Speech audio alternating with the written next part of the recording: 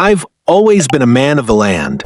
My family has lived on this farm for 3 generations, and every acre holds memories of my grandfather teaching me to plant seeds, my father showing me how to repair a tractor, and long summer nights under the stars after a day's hard work. This year, my cornfield was special. After a rough few seasons of drought and low yields, this harvest promised to be my best yet. I'd invested everything, time, money, sweat, into these fields.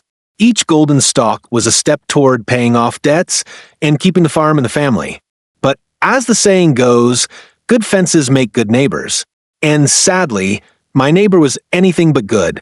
Her name was Karen, and she wasn't just any neighbor. She was the self-appointed queen of the nearby HOA community that had sprung up over the past 5 years. The HOA wasn't supposed to affect my property since my farm stood outside their jurisdiction. But Karen didn't care about boundaries. She saw my land as an eyesore ruining her perfect neighborhood. From the day she moved in, she was a thorn in my side.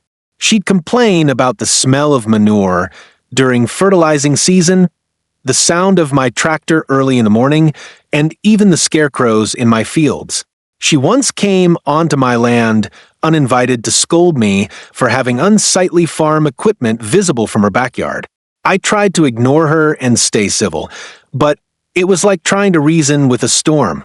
The final straw came when she started demanding I stop growing corn altogether. She claimed the tall stalks blocked her view of the sunrise. I laughed in disbelief at first, thinking she couldn't possibly be serious. But the next day, she showed up with a printed HOA violation notice for my farm. I told her, firmly but politely, that my land was not part of the HOA and she had no authority over it. She didn't take it well. Her face twisted with rage as she screamed, "We'll see about that. You'll regret defying me." I didn't think much of it at the time, but just a few weeks later, her threat became terrifyingly real. It was a dry, windy afternoon when it happened. I was out checking my irrigation system when I smelled smoke. At first, I thought maybe one of my machines had overheated, but then I saw it, a thin column of black smoke rising from the far edge of my cornfield. My heart dropped.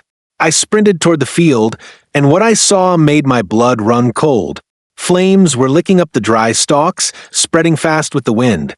The fire crackled and roared, devouring months of hard work in minutes. I called 911 while grabbing my firebreak equipment, but it was clear the blaze was too big for me to handle alone. The dispatcher's calm voice sent a rush of relief through me as she said, "Fire crews are on their way.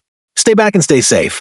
But even as I fought to contain the fire, I couldn't shake a sickening suspicion this wasn't an accident. Earlier that morning, I'd seen Karen walking near the edge of my property, wearing a wide sun hat and holding something in her hands. At the time, I thought nothing of it. Now, I realized what it could mean. As firefighters arrived, working furiously to control the blaze, I spotted something half buried in the dirt near the origin point, a charred red gas can. My hands trembled as I picked it up. Someone had started this fire deliberately, and I had a pretty good idea who. When the fire was finally out, nearly a third of my cornfield lay in ashes. The loss was staggering, tens of thousands of dollars gone, along with my hopes for a record harvest. The fire chief approached me, his face serious. "This wasn't natural," he said. "The burn patterns suggest accelerants. We'll need to investigate further." I nodded grimly. "I think I know who did it." He raised an eyebrow. "You do?" I told him about Karen, her threats, her hatred of my farm, and her recent behavior. The fire chief listened carefully, then said, "If you have any evidence, now's the time to share it." That's when I remembered something crucial, my security cameras. I had installed them last year after a string of thefts in the area. When I reviewed the footage that evening, my heart pounded. There she was, Karen, caught in perfect clarity, sneaking onto my property with a gas can just hours before the fire started. She poured liquid along the edge of the field, then lit it with a match before hurrying back toward her neighborhood. It was all there. Proof. I immediately called the fire chief, who connected me with the sheriff's department. The next morning, they came to my farm to collect the footage and the gas can. You just handed us an open and shut case, the deputy said with a tight smile. Later that day, I sat on my porch, still numb from the loss, when I heard sirens. 3 fire trucks and 2 sheriff's vehicles pulled into Karen's perfectly manicured cul-de-sac. Neighbors came pouring out of their homes, confused and whispering. Karen emerged from her front door, looking flustered, and then the fire chief stepped forward, holding up the evidence bag containing the gas can. Karen, last name, he announced, "You are under investigation for arson and destruction of property." Her face went pale. "What? That's ridiculous. I didn't do anything." The deputy spoke calmly but firmly. "We have security footage of you igniting the fire. You're coming with us." Karen's composure shattered. She shrieked, "I was protecting our neighborhood. His ugly farm is a blight on our community. I was doing everyone a favor." Her neighbors gasped, some stepping back in shock. A few even began filming with their phones. "You burned down my livelihood," I said quietly, stepping forward. "You could have killed someone." For a moment, Karen froze, realizing the gravity of what she'd done. Then, in a fit of desperation, she tried to run, but 2 deputies caught her before she'd made it 10 feet. As they led her to the patrol car, she screamed, "You'll all regret this. The HOA will save me." But the HOA president, standing off to the side, just shook his head and said loudly, "The HOA wants nothing to do with you, Karen." In the weeks that followed, justice moved quickly.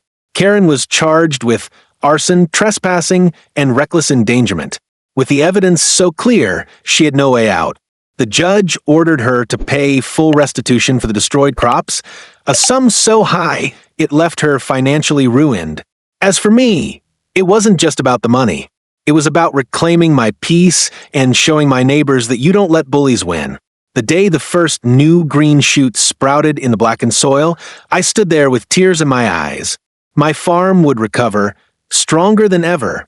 And Karen? She'd never set foot near my land again. When you try to destroy someone's dreams, you'd better be ready for the fire to come back and consume you instead.